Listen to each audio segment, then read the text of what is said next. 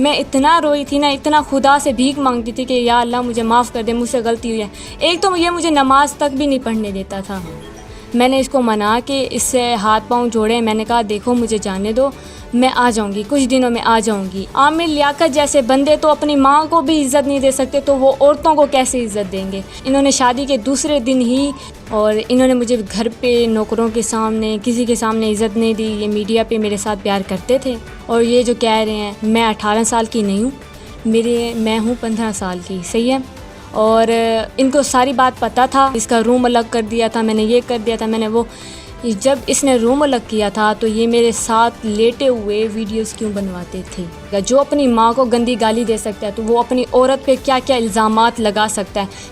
Digital Pakistan की videos देखने के लिए हमारा चैनल सब्सक्राइब कीजिए और बेल आइकॉन को प्रेस कीजिए ताकि आप हर वीडियो से बाखबर रह सकें। अस्सलाम वालेकुम नाज़रीन, आपका मेज़बान अली मुझे चौधरी आपकी खिदमत में हाजिर है और आप देख रहे हैं डिजिटल पाकिस्तान। इस वक्त मेरे साथ दानिया शाह मौजूद हैं। ये वही दानिया हैं कि जिनके आज से कुछ अरसा कबल पूरे पाकिस्तान में शोहरत इनकी फैल गई थी। पहली मरतबा ऐसा हुआ था कि डॉक्टर आमिर लियाकत हुसैन वो यहाँ आए थे जब बड़ी खबरें फैली थी कि लोधरा की नवाही बस्ती, एक देहाती बस्ती में वो एक आम से घर में आए थे और फिर यहाँ निकाह हुआ और वो दानिया को लेकर कराची चले गए। लेकिन आज से एक रोज़ कबल एक और हैरत अंगेज़ खबर देखने को मिली कि जब दानिया ने तनसीख निकाह का दावा दायर कर दिया बहावलपुर में, इन्होंने आमिर लियाकत हुसैन साहब पे बहुत सारे इल्ज़ाम भी लगाए। दानिया आज हमारे साथ मौजूद हैं, उनसे हम इस हवाले से जानने की कोशिश करते हैं। अस्सलाम वालेकुम दानिया। वालेकुम सलाम। अच्छा, 5 जनवरी को आपका निकाह हुआ, बड़ी हैरत अंगेज़ ये खबर थी पूरे पाकिस्तान में। इसे बड़ी हैरत के साथ देखा गया कि डॉक्टर आमिर लियाकत हुसैन साहब पाकिस्तान की एक बड़ी शख्सियत हैं, वो यहाँ आए लोधरा में। तो ये कैसे हुआ था कि वो लोधरा तक पहुँच गए, फिर लोधरा के बाद आप कराची चली गई निकाह के बाद, और फिर ये निकाह की तनसीख का दावा, ये दरअसल माजरा है क्या? जैसे कि आपको मीडिया पे बताया गया था, शादी के दौरान भी बताया गया था कि वो बाबा के थ्रू बाबा के मुरीदों पे मिले थे और मिलाद था तो वो यहाँ पर आए थे। तो हमें लगा कि ये बहुत अच्छा इंसान है और हमने सोचा कि अम्मी अबू ने सोचा कि ये अच्छा है। मुझे नहीं पता था कि ये कैसा इंसान है, नशे करता है नहीं करता। आप हमारा घर देख रहे होंगे कैसा है, और ना ही हम मीडिया पे इतना आते जाते थे, ना हमें पता था, किसी चीज़ का भी नहीं पता था। अगर पता होता कौन सी औरत अपनी इज़्ज़त दे सकती है, ये बताएं पहले। जिस औरतों के साथ जुल्म होता है ये दुनिया ना उसी औरत के साथ जुल्म करते हैं। इनमें से कुछ लोग होते हैं जो औरत की इज़्ज़त का ख्याल रखते हैं और कुछ ऐसे होते हैं जैसे कि आमिर लियाकत की तरह इज़्ज़त को नीलाम कर देते हैं। लेकिन दानिया ऐसा भी था कि कुछ ऐसी वीडियो वायरल हुई कि आप बचपन से ही डॉक्टर आमिर लियाकत हुसैन को पसंद करती थी। एक आपकी वीडियो वायरल हुई जिसमें देखा गया कि आप डॉक्टर आमिर हुसैन को पसंद करती हैं। तो ये निकाह का जो पैगाम था, निकाह की जो कोशिश थी, ये आपके ख़ानदान की तरफ से कहा गया डॉक्टर आमिर लियाकत हुसैन साहब को, या फिर उनकी तरफ से आपको कहा गया था? ना मैं उनको पसंद करती थी, ना मैंने उनको देखा था, सही है। इन्होंने मुझे कहा कि तुम मीडिया पे ये बात करना। इन्होंने पहले शुरुआत की, आज से पहले मैंने इनको तब देखा था और जब मेरा निकाह हो रहा था उसके कुछ दिन पहले भी देखा था। यानी ये डॉक्टर आमिर लियाकत हुसैन की तरफ से आपको कहा गया था कि आपने मीडिया पे ये बातें करनी है कि मैं आमिर लियाकत हुसैन को आप पसंद कर दी, ये सारी बातें उनसे कही गई? जी, उन्होंने ही कही गई। सैयदा भी उन्होंने मुझे बनाया। मैंने उनको कहा था कि हमारे बाबा की जैसे भी सूरत हाल थी हमने सब बताई, तो उन्होंने खुद सैयदा लगवाया था। मैं मलिक बुलवाती थी लेकिन वो कहते थे नहीं तुम। यानी कि आप कहते थे कि आप दानिया मलिक हैं, लेकिन वो कहते नहीं कि आपने दानिया शाह कहना। जी, वो खुद कहते थे मुझे और उन्होंने ही मेरा नाम लिखा। अगर मेरे इंस्टा पे 14 दिनों से पहले ये नाम चेंज होता तो मैं अभी कर देती। मेरा नेम नहीं चेंज हो पा रहा इंस्टा पे, तो सबके कमेंट्स आ रहे हैं कि उनका नेम तो हटा दें। उनका भी आया है, हालांकि उन्होंने भी वीडियो में डाला है कि हम मेरा नाम अभी तक भी लगा हुआ है। मुझे ज़रूरत नहीं है उसके नाम के साथ नाम अपने लगाने की। तो बहुत जल्द इंशाल्लाह मैं उनका नाम भी हटा दूंगी अपने नाम से, जैसे ही चेंज होता है मेरे इंस्टा से। अच्छा, निकाह के बाद आप कराची चले गई, तो फिर क्या सूरत हाल थी? इब्तदाई दिनों में तो आप मुख्तलिफ टीवी शोज़ के अंदर भी दिखाई दी, आप बहुत ज़्यादा खुश थी, आपने उनके लिए बहुत ज़्यादा गाया। तो फिर ये मामला ख़राब कहाँ से होना शुरू हुआ था? मैंने दरअसल इनके साथ निभाने की बहुत कोशिश की। मैंने इनको सपोर्ट भी बहुत की और मीडिया पे जैसे ये आते जाते थे इनको लोगों ने इज़्ज़त भी दी और इन्होंने मुझे घर पे नौकरों के सामने किसी के सामने इज़्ज़त नहीं दी। ये मीडिया पे मेरे साथ प्यार करते थे, जैसे कैमरे पे आते थे प्यार करते थे, और घर पे जैसे ही पहुंचते थे तो ये बहुत गंदे बिहेव से मुझसे बात करते थे। और ये जो कह रहे हैं मैं 18 साल की नहीं हूँ, मैं हूँ 15 साल की, सही है।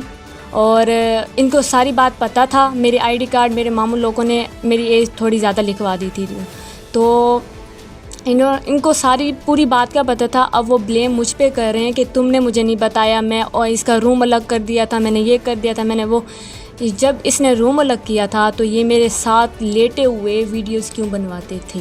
अच्छा, शादी के कितने दिनों बाद आपको ये एहसास हुआ कि डॉक्टर अहमद लियाकत हुसैन अच्छे नहीं हैं, आपने शादी करके इनके साथ गलती की है? कितने दिनों के बाद आपको एहसास हुआ था? मुझे तकरीबन 3 से 4 दिन में एहसास हो चुका था कि ये बहुत गलत है। इन्होंने शादी के दूसरे दिन ही, मैं अपने बहन भाइयों को बहुत मिस कर रही थी। जाहिर बात है, जब मैं इतनी दूर गई थी, कहते कोई अपना नहीं होता, बहन भाई अपने नहीं होते। मतलब मेरे फैमिली के बारे में मुझे इतना भड़काया, उनके बारे इतनी गंदी इसने बातें करी, बहुत ज़्यादा गंदी बातें की। तो इस दौरान आपके राब्ते होते थे फैमिली के साथ, या फैमिली के साथ आपके डिस्कनेक्ट हो गए थे?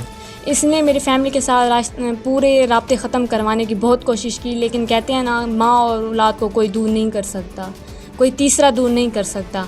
तो इसने बहुत गलत इल्ज़ाम लगाए थे मेरे पे, मेरी माँ बाप पे। अगर इतनी गलत थी तो लेके क्यों गया था? मेरे पूरे मीडिया से ये सवाल है कि जब गलत औरत होती है तो उसको अपने पास क्यों बुलाता है? ये जब मैं गलत हूँ तो मुझे इसने क्यों अपने पास बुलाया? मेरे पास रिकॉर्डिंग्स हैं, मुझे क्यों गालियाँ दी, मुझे क्यों कहा? मैं आपको शक्ल से ऐसी लगती हूँ? आप पूरे बताएं। जब औरतों पे जुल्म होता है और औरत का साथ नहीं दे रही तो ये कौन सा मुआशरा है? 5 जनवरी से लेकर इस वक्त तकरीबन आज 8 मई है, कल आपने दावा किया, उससे पहले काफ़ी अरसा बनता है।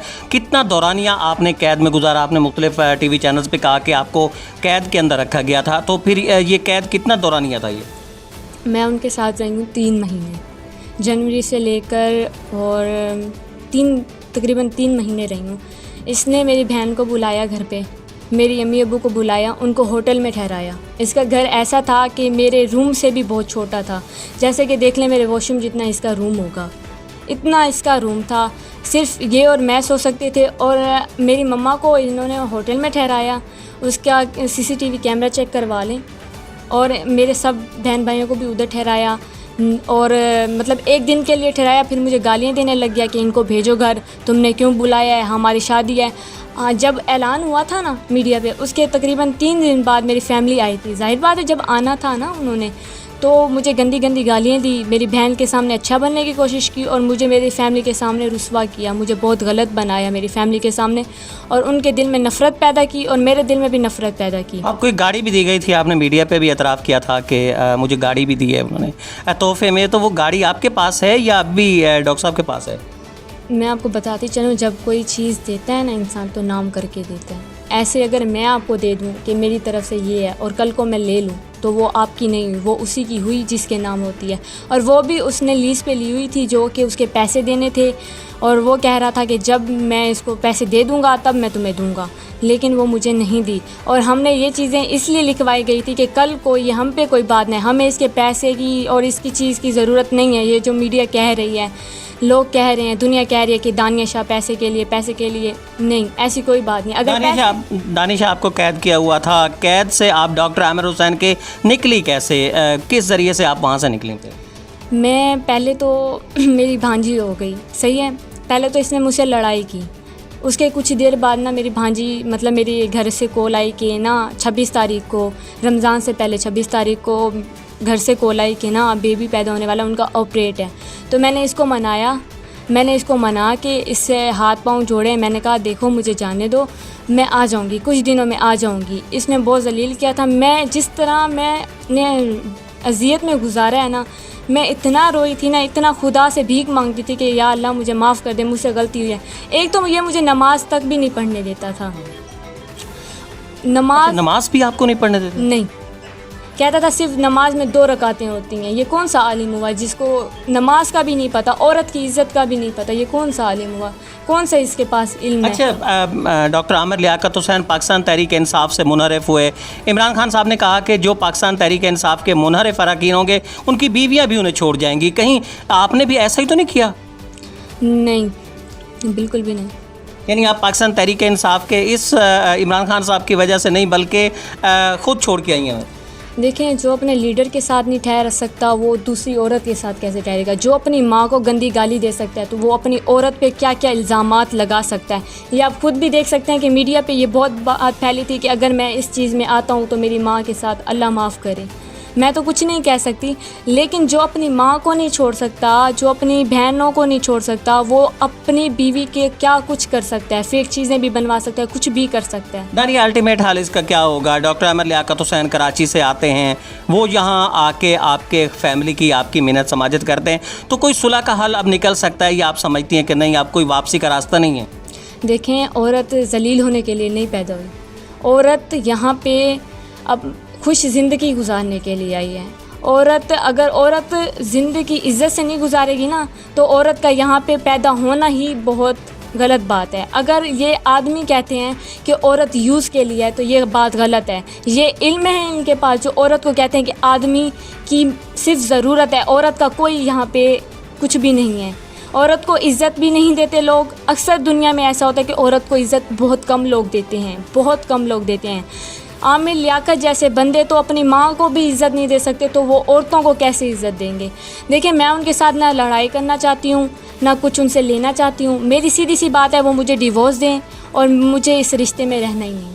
गुफ्तगू सुनी आपने दानिया शाह की। उनका ये कहना है कि उन्हें कैद में रखा गया डॉक्टर आमिर लियाकत हुसैन के घर में, उनकी फैमिली के साथ उन्हें नहीं मिलना दिया जाता था और उन्हें एक मौके पे ये एहसास हो रहा था कि शायद रब उन्हें उनके किसी गुनाह की सज़ा दे रहा है कि जो वो डॉक्टर आमिर लियाकत हुसैन की अहलिया के तौर पर रह रही हैं। इस वक्त दानिया अपने वालदैन के घर रह रही हैं। इंतहाई एक पसमानदा सा ये इलाका है, लोधरा के साथ की ये बस्ती है जहाँ इस वक्त ये बसर कर रही है और इनका यही इस वक्त मुतालबा है कि जो शराइत इस वक्त तय की गई थी वो पूरी की जाए, उन्हें डिवोर्स दी जाए। उनके लिए वापसी का कोई रास्ता नहीं है। अपने मेज़बान अलीम जी चौधरी को इजाज़त दीजिए।